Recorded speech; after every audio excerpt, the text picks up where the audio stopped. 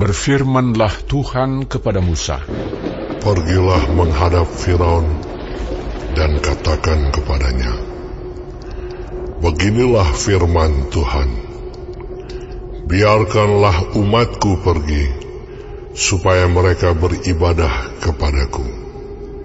Jika engkau menolak membiarkannya pergi, maka aku akan menulahi seluruh daerahmu dengan katak.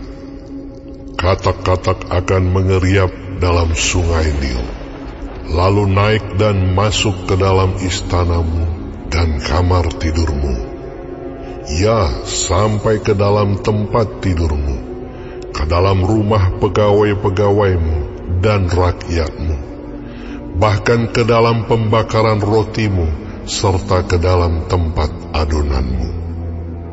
Katak-katak itu akan naik memanjati engkau, memanjati rakyatmu dan segala pegawaimu."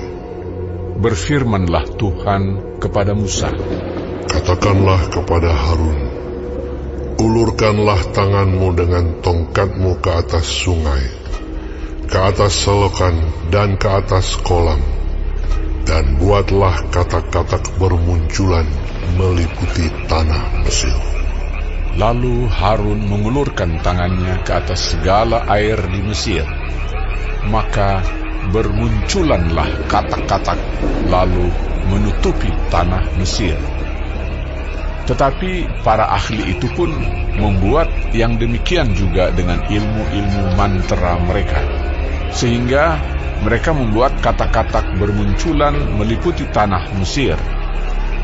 Kemudian Firaun memanggil Musa dan Harun serta berkata, "Berdoalah kepada Tuhan, supaya dijauhkannya katak-katak itu daripada aku dan daripada rakyatku.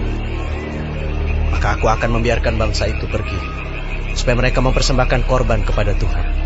Kata Musa kepada Firaun, "Silakanlah tuanku katakan kepadaku, bila aku akan berdoa untukmu, untuk pegawaimu dan rakyatmu, supaya katak-katak itu dilenyapkan daripadamu dan dari rumah-rumahmu, dan hanya tinggal di sungai Nil saja." Katanya, "Besok." Lalu kata Musa, "Jadilah seperti katamu itu, supaya tuanku mengetahui bahwa tidak ada yang seperti Tuhan Allah kami. Maka katak-katak itu akan dijauhkan daripadamu, dari rumah-rumahmu, dari pegawai-pegawaimu, dan dari rakyatmu, dan hanya akan tinggal di sungai Nil saja." Lalu Musa dan Harun keluar meninggalkan Firaun, dan Musa berseru kepada Tuhan karena katak-katak yang didatangkannya kepada Firaun.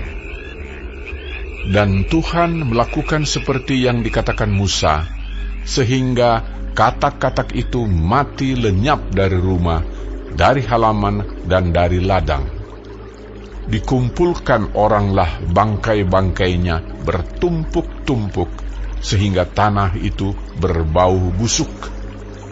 Tetapi ketika Firaun melihat bahwa telah terasa kelegaan, ia tetap berkeras hati dan tidak mau mendengarkan mereka keduanya, seperti yang telah difirmankan Tuhan.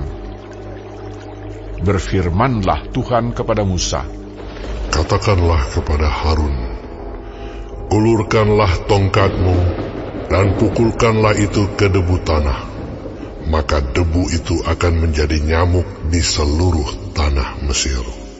Lalu mereka berbuat demikian. Harun mengulurkan tangannya dengan tongkatnya dan memukulkannya ke debu tanah. Maka nyamuk-nyamuk itu hinggap pada manusia dan pada binatang. Segala debu tanah menjadi nyamuk di seluruh tanah Mesir. Para ahli itu pun membuat yang demikian juga dengan ilmu-ilmu mantranya untuk mengadakan nyamuk-nyamuk. Tetapi mereka tidak dapat. Demikianlah nyamuk-nyamuk itu hinggap pada manusia dan pada binatang. Lalu berkatalah para ahli itu kepada Firaun, "Inilah tangan Allah." Tetapi hati Firaun berkeras, dan ia tidak mau mendengarkan mereka. seperti yang telah difirmankan Tuhan. Berfirmanlah Tuhan kepada Musa, bangunlah pagi-pagi, dan berdirilah menantikan Firaun pada waktu biasanya ia keluar ke sungai. Dan katakanlah kepadanya, beginilah firman Tuhan, biarkanlah umatku pergi, supaya mereka beribadah kepadaku. Sebab jika engkau tidak membiarkan umatku itu pergi, maka aku akan melepaskan pikat terhadap engkau, terhadap pegawai-pegawaimu, rakyatmu, dan rumah-rumahmu, sehingga rumah-rumah orang Mesir, bahkan tanah di mana mereka berdiri, akan penuh dengan pikat.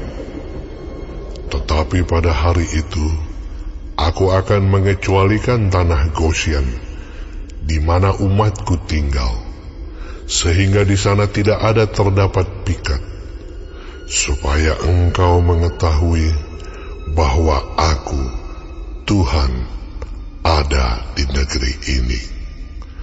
Sebab aku akan mengadakan perbedaan antara umatku dan bangsamu. Besok tanda mujizat ini akan terjadi. Tuhan berbuat demikian, maka datanglah banyak-banyak pikat ke dalam istana Firaun dan ke dalam rumah pegawai-pegawainya dan ke seluruh tanah Mesir. Negeri itu menderita karena pikat itu. Lalu Firaun memanggil Musa dan Harun serta berkata, pergilah, persembahkanlah korban kepada Allahmu di negeri ini. Tetapi Musa berkata, tidak mungkin kami berbuat demikian, sebab korban yang akan kami persembahkan kepada Tuhan Allah kami adalah kekejian bagi orang Mesir. Apabila kami mempersembahkan korban yang menjadi kekejian bagi orang Mesir itu di depan mata mereka, tidakkah mereka akan melempari kami dengan batu?